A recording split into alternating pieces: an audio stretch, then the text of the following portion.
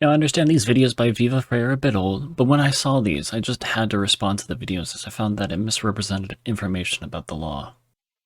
Firstly, I will say I'm not a lawyer, but you won't ever need to take my word for anything, as anything I will say will be sourced down below. Now, the first video we're going to cover is YouTube a platform or a publisher? Viva Frei vlog.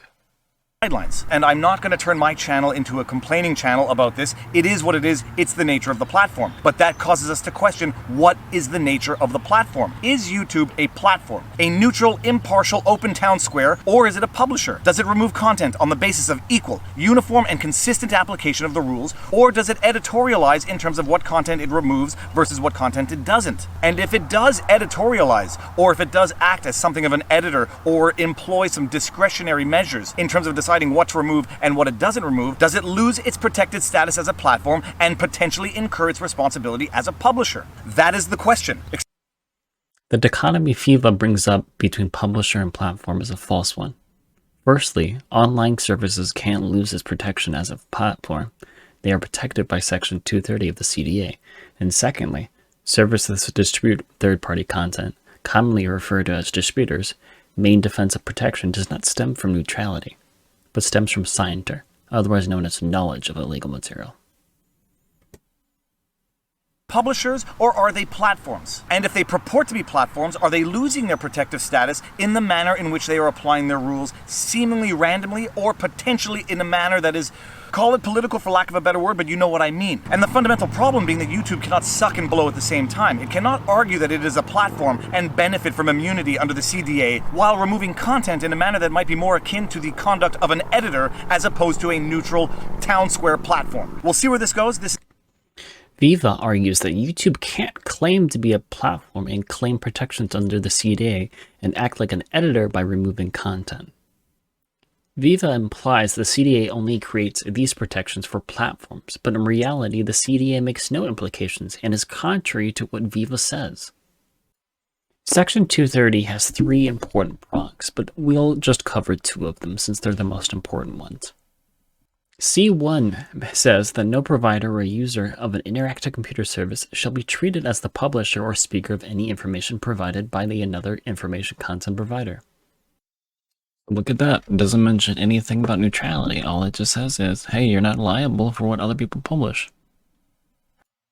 C2A says that no provider or user of an interactive computer service shall be held liable on the account of any action voluntarily taken in good faith to restrict access to or availability of material that the provider or user considers to be obscene, lewd, lascivious, filthy, excessively violent, harassing, or otherwise objectionable, whether or not such material is constitutionally protected. The language of C2A is completely subjective, as what is considered to be objectionable is ultimately based on the provider or user.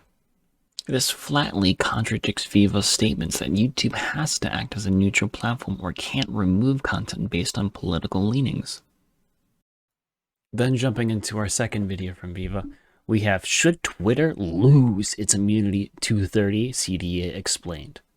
On their platform, and as such are held liable for the defamatory nature of the content uploaded to that platform. And it was in this context that Section 230 of the CDA was implemented, so that internet service providers who did attempt to ensure that there was no illegal or defamatory content uploaded to their platforms would not be held liable as a result of actually engaging in moderation. And you could sort of see the concern that Section 230 was responding to. In Prodigy, you had the platform being held liable because it did in fact make an attempt to moderate, whereas in CompuServe the company was not held liable because it didn't attempt to moderate. And so we were sort of faced with a paradoxical situation where a company that was in fact moderating the content that was uploaded to its platform was held to a higher standard than a company that did no moderation whatsoever. And Section 230 was implemented so that internet service providers and platforms could attempt to moderate illegal and defamatory content without running the risk of themselves being held liable for that defamatory content.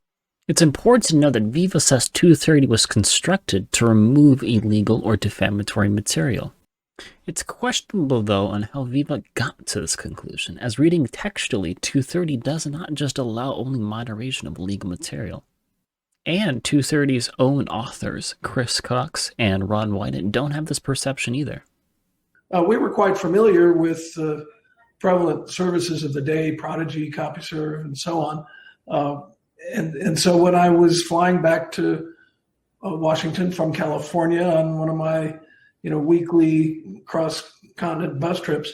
I saw this article in the Wall Street Journal, and it alarmed me because CompuServe, which I knew to be a very good platform, was being treated differently than Prodigy, which I knew to be a similarly good platform, because of one sin that Prodigy committed, and that was trying to have a family-friendly environment, not in terms of substance, by the way, but just in terms of civility.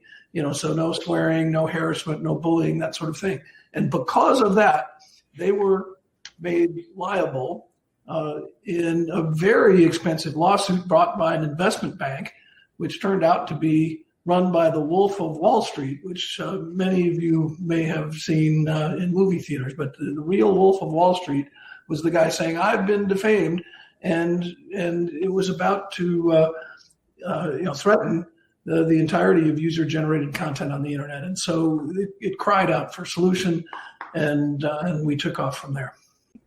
But then we did something that I was proud of, that you didn't always see people of my political philosophy do. I said, let's have some individual responsibility.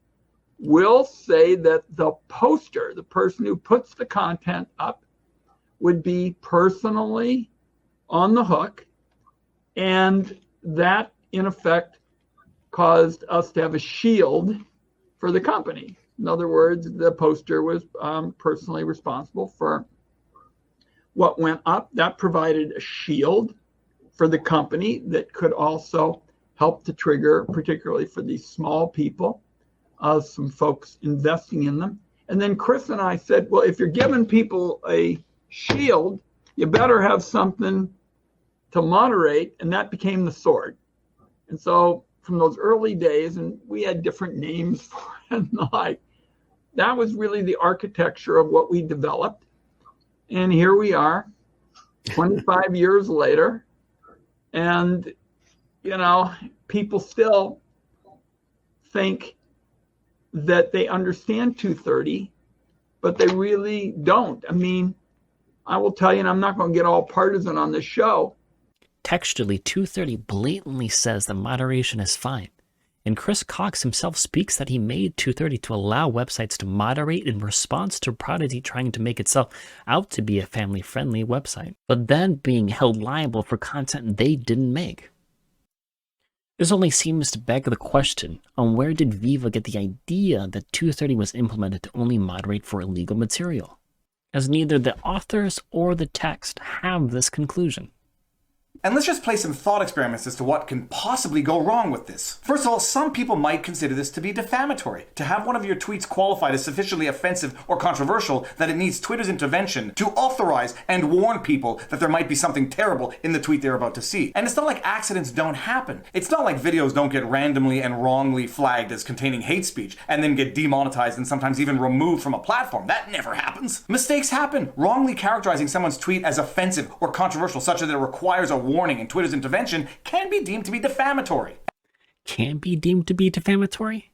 Viva considers the terms offensive or controversial to be actual factual statements instead of opinion? And along the same lines as mistakes happen, imagine imposing whatever procedure is going to be imposed on a tweet, and it accidentally flags a tweet that was in fact not offensive, such that someone does not get that tweet or does not get it in time. Let's just say that a public official comes out with a tweet that says that there is a savage storm that is going to ravage South Dakota. And for whatever the reason, maybe because Twitter sees the words ravage, savage, and South, decides to flag this tweet and make it more difficult for people to access. And as a result of people not accessing that tweet in time, people get injured or die as a result of a savage storm that ravages South Dakota.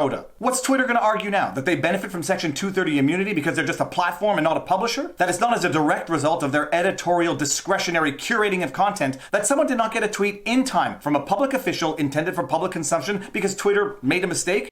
No, they wouldn't argue saying they're a platform. Platforms, once again, aren't covered in 230 at all. Secondly, what would the hypothetical legal liability be? You just assume that they would be liable without proving it. Now, Viva may always have a reactionary bent to all of his videos, and he can be a nitwit sometime.